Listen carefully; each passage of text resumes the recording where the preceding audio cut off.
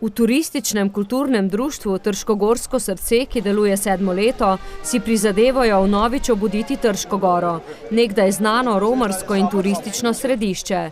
Tako vsako leto v oktobru pripravijo prireditev, ko trškogorske lipe spregovorijo. Tudi letos so na Trški gori poskrbeli za vse čute.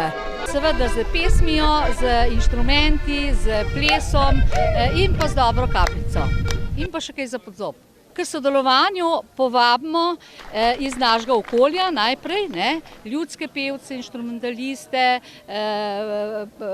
plesne skupine.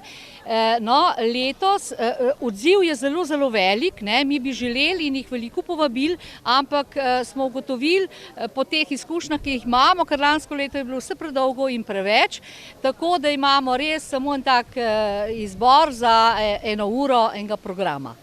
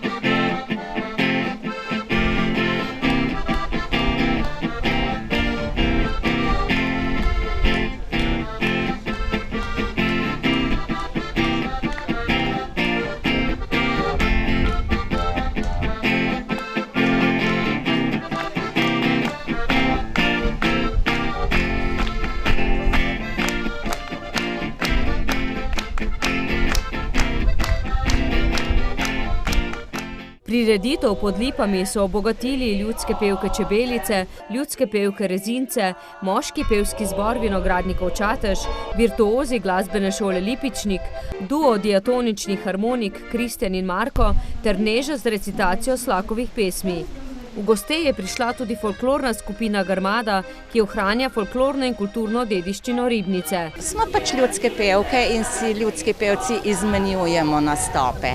S čim se boste predstavili? Zapele bomo 2 pesmi, ljudske pesmi, pojemo ljudsko, troglasno. Prva bo Marija bi rada na ohce šla, druga pa Preljubiti moj Jurček.